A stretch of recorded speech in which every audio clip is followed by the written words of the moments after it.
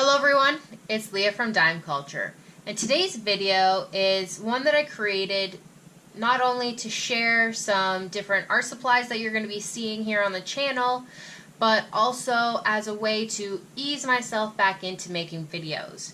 It's 2020 and I've really missed posting to YouTube and creating content that is helpful for you guys.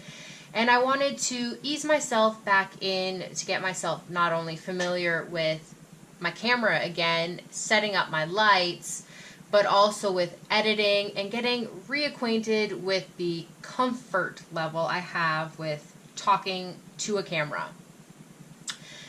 So, now that I've said all that, let's get to the actual part that you're here for, the art supplies. Okay, first I'm going to start with the paintbrushes I picked up because not that I need more paintbrushes. I have so many paintbrushes. Like, these are just a small handful of what I currently own already.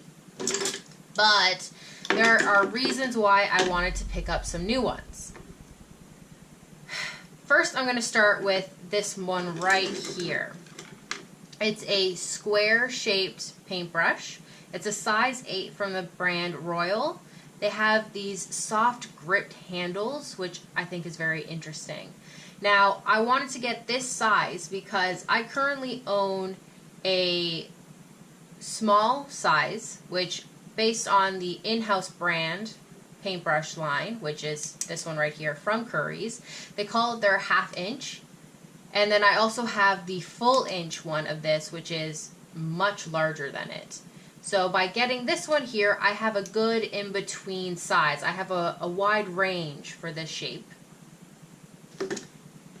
And then I wanted to also pick up some filbert-sized brushes.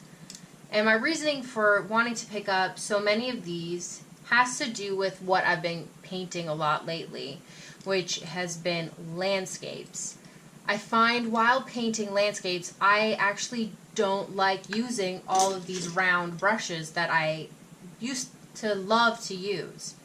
Granted, I love using them when painting watercolors, but when I've been using them for my acrylic wash and landscapes, I find myself wanting more out of the brush. I want to create different shapes, different textures, different brush strokes to really emphasize what I'm painting.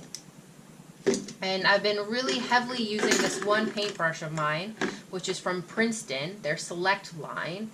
They call it an oval mop, and it's a really small size. It's like it's a quarter size. But I kind of accidentally forgot to wash it one day, so now it doesn't bend and flow anymore. And because I love using that one so much for doing bushes and clouds, especially for clouds, I decided to replace it and get different sizes. So I went with 2 from the Royal line again. This one here is a number 6, and this one here is a 3/8. I'm not too sure how those numbers work out for the line because this one, I don't get it. But basically, this one here has a long bristle section, but it's thinner. This one here has a short bristles, but it's thicker. So these two combined kind of make up for this one right here. I decided to go with 2 different ones because I liked how this one was shorter. I think it'll give an interesting experience when using it. And then in order to get a medium size, I went back to the Princeton for the Select line, and I picked up their Lunar Blender. This one here looks really interesting because it has 2 different types of bristles inside, like a stiff one and a soft one. I'm really curious as to what kind of texture I'll be able to create with this.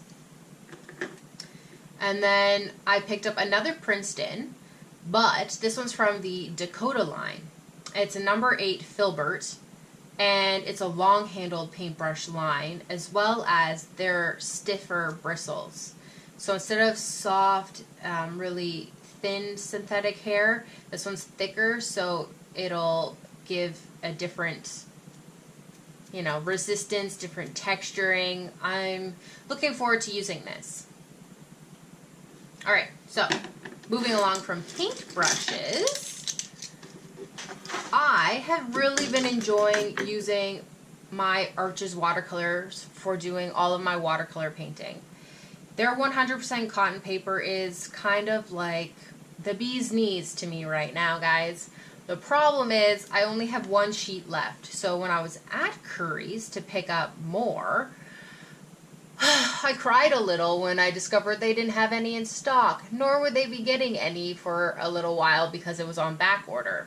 So what I did was I went and I asked one of the staff members if they could recommend any other brand of 100% watercolor paper, which is how I ended up with this. It's a really big package of sheet paper. It's from Indigo Art Papers. It's 100% cotton, same weight, so it's 140 as my Arches. The only difference is I am going to have to cut the paper myself to create the sizing that I want. I'm looking forward to this. Also, I would like to know from you guys, what do you guys think about me creating a video explaining the differences between watercolor papers? Because I know it can be confusing, especially when you're just using art to, you know, heal, to express yourself for your own personal needs. You don't plan on actually selling original paintings. You know, this is for you. This is your you time, your me time. Do you really need high-end paper? Can you use student grade paper? You know, that kind of stuff. So let me know in the comment section below, because it's one of the videos that I'm thinking of making. Alright, so moving along from the paper I purchased, I also picked up paint.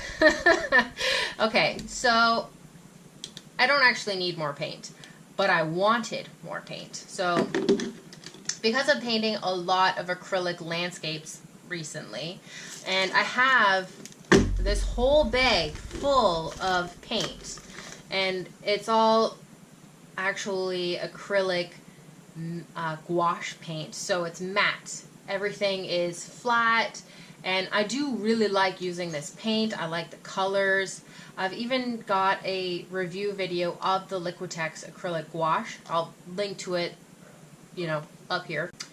But I found while painting landscapes, the direction I'm going in, the direction I find myself going when it comes to brush strokes and things like that, is I crave more texture in my painting, and acrylic matte paint is just that. It's matte. You don't really get texture out of it. It dries flat. And that's why I decided to pick up some golden paint.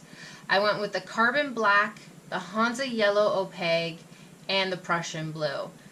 I recognize that these two are from two different lines within golden. The open ones will actually dry a little slower versus the normal ones here, but I'm looking forward to actually seeing what kind of textures I can create with them and explore more color mixtures and different color tones that I can get, because I really enjoy using my Liquitex, my black, and my yellow to create really dark greens, so I'm interested to see how these two create green as well.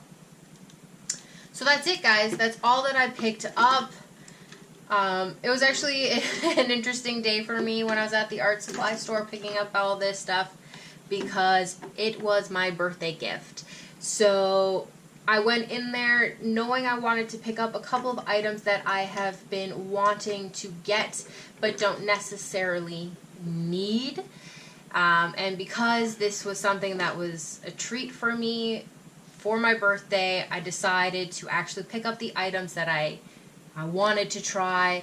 I have been thinking of saving up money towards getting it, and it was just a really nice treat. So thank you so much, loved ones, for taking me to the art supply store and doing this for me. Alright guys, so that's it. That's the end of the video. If you are interested in watching art videos about how to paint landscapes, nature, flowers, and things like that. I do that here at Dime Culture. I also post a lot of stuff about using art for healing and about dealing with anxiety and mental health issues. So yes, please hit that subscribe button.